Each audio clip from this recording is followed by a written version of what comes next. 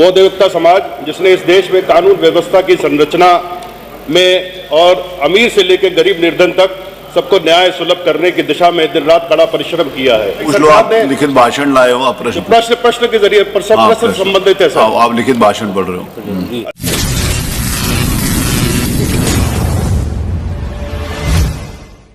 माननीय अध्यक्ष जी, प्रदेश के अधिवक्ता समाज के हितों पर मुझे बोलने का अवसर देने के लिए आपका अंतर्मन से बोलने का नहीं, पूछने का।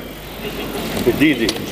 माननीय अध्यक्ष जी, मेरा प्रश्न प्रदेश के उस सम्मानित अधिवक्ता समाज से संबंधित है जिसने देश की आज़ादी के लिए हुए आंदोलनों से लेकर समाज के उत्थान और राष्ट्र के निर्माण में हमेशा महती भूमिका निभाई है। वो अधिवक्ता समाज जिसने इस देश में कानून व्यवस्था की संरचना में और अमीर से लेकर गरीब निर्धन तक सबको न्याय सुलभ करने की दिशा में दिन रात बड़ा परिश्रम किया है।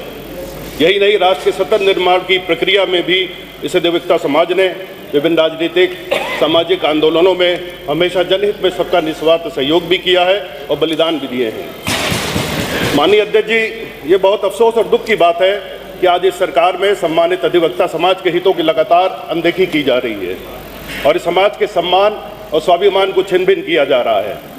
यही नहीं, इस अधिवक्ता समाज के द्वारा समय समय पर अपने वर्तमान और भविष्य के संरक्षण के लिए, अपने अधिकारों के लिए जब आवाज़ उठाई जाती है, तब उनकी आवाज़ को कभी पुलिस की लाठी से और कभी काले कानूनों के जरिए कुचलने की कोशिश की जाती है। माननीय अध्यक्ष जी, ये दुर्भाग्य की बात है, जो अधिवक्ता समाज दूसरों को न्याय दिलाने के लिए संघर्ष करता है, आज खुद घोर अन्याय का सामना कर रहा है और सड़कों पर निकलकर आंदोलन करने पर विवश है। माननीय अध्यक्ष जी, मैं सरकार को याद दिलाना चाहूँगा आपके माध्यम से कि कुछ समय पूर्व इसी प्रदेश के जिला हापुड़ में और उसके कुछ समय बाद जिला गाजियाबाद में पुलिस की ज्यादतियों और अधिवक्ताओं पे हुए लाठीचार्ज के विरोध में प्रदेश भर के अधिवक्ता काफ़ी समय तक आंदोलनरत रहे थे और न्याय कार्य उन्होंने ठप रखा था। अधिवक्ता समाज के इस बड़े आंदोलन से घबराई सरकार ने लिखित भाषण लाए हो, आप प्रश्न के जरिए प्रश्न संबंधित है सर। आप लिखित भाषण पढ़ रहे हो। अधिवक्ता समाज के इस बड़े आंदोलन से घबराई सरकार ने सभी को बता दें जो अनुपूरक प्रश्न होते हैं पढ़ कर नहीं किए जाते। माननीय अध्यक्ष जी, सिर्फ प्रश्न से संबंधित बात बोल रहा हूँ, मैं कोई इधर उधर से नहीं, आंकड़े सिर्फ उसमें लिए जाते हैं। प्लीज बोलिए। माननीय अध्यक्ष जी, अधिवक्ता समाज के इस बड़े आंदोलन से घबराई सरकार ने उस समय एक समझौते के जरिए इस समाज से वादा किया था कि अधिवक्ताओं के हितों के संरक्षण के लिए जल्द ही एडवोकेट प्रोटेक्शन एक्ट बनाया जाएगा। सरकार ने इस संबंध में 3 सदस्यों की एक कमेटी भी गठित की थी, जिसे इस एडवोकेट प्रोटेक्शन एक्ट से संबंधित मसौदे को तैयार करने की जिम्मेदारी सौंपी गई थी। प्राप्त जानकारी के अनुसार कमेटी द्वारा काफ़ी समय पहले इस एक्ट का मसौदा तैयार करके सरकार को दिया जा चुका है, परंतु सरकार द्वारा ना तो इस मसौदे को सार्वजनिक किया गया है, ना ही आज तक इस सदन में प्रस्तुत किया गया है और ना ही सदन से इसे पास कराने के संबंध में कोई कार्रवाई की है।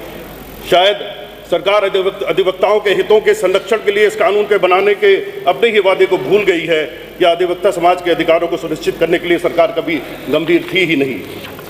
माननीय अध्यक्ष जी, भाषण नहीं, अरमान भाई पूछ लीजिए, आप भाषण पढ़ रहे हो, मैं बीच में टोकता नहीं हूँ। माननीय अध्यक्ष जी, सिर्फ प्रश्न से संबंधित बात कह रहा हूँ। प्रश्न संबंधित विषय नहीं है जी। नहीं, कोई जरूरी नहीं है 5 मिनट बोला जाए, 5 मिनट पूरे करने को जरूरी नहीं है। संबंधित ही बात को 5 मिनट मैक्सिमम टाइम है, मिनिमम टाइम नहीं। जी, मैं टाइम के अंदर बात पूरी कर लूंगा। माननीय अध्यक्ष जी, माननीय अध्यक्ष जी, सिर्फ यही नहीं, सरकार किस तरह इस सम्मानित अधिवक्ता समाज के साथ छल कर रही है, इसकी एक बानगी ये भी है कि इसी सरकार के माननीय DCM ब्रजेश पाठक जी, जो कि पिछली सरकार में न्याय मंत्री थे, उन्होंने वर्ष 2019-20 में सरकार की तरफ से जूनियर अधिवक्ताओं को न्यूनतम 5,000 रुपये प्रतिमाह स्टाइपेंड देने की घोषणा की थी, जिसका आज तक अता पता नहीं है और इतने वर्ष गुजर जाने के बावजूद ये घोषणा अमल में नहीं लाई जा सकी है।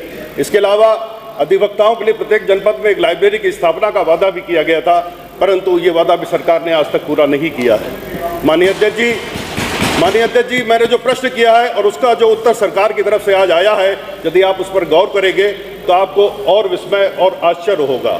आश्चर्य इस बात पर होगा कि आज इस उत्तर में ये बताया गया है कि किसी अधिवक्ता के दिवंगत होने पर या मरने पर सरकार ये करती है, वो करती है, ये सहायता देती है, वो सहायता देती है, किंतु क्या सरकार बताने का कष्ट करेगी कि किसी अधिवक्ता को अपने कल्याण के लिए क्या पहले मरना आवश्यक है और सरकार का दायित्व क्या किसी अधिवक्ता के मृत्यु होने के बाद ही शुरू होता है?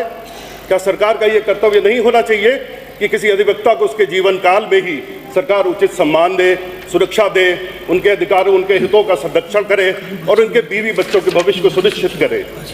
परंतु दुख की बात है कि सरकार अपने दायित्व और कर्तव्य का पालन नहीं कर रही है, जिसके कारण सम्मानित अधिवक्ता समाज का वर्तमान और भविष्य दोनों ही अंधकार की गर्त में डूबे जा रहे हैं। माननीय अध्यक्ष जी, हैरत की बात यह भी है कि सरकार इस प्रश्न के उत्तर में कहती है कि ये सरकार बार काउंसिल में रजिस्टर्ड किसी अधिवक्ता के दिवंगत होने पर न्यासी समिति के माध्यम से उसके आश्रितों को 5 लाख रुपए की अनुग्रह राशि देने का जो दावा करती है वो सत्य से परे है।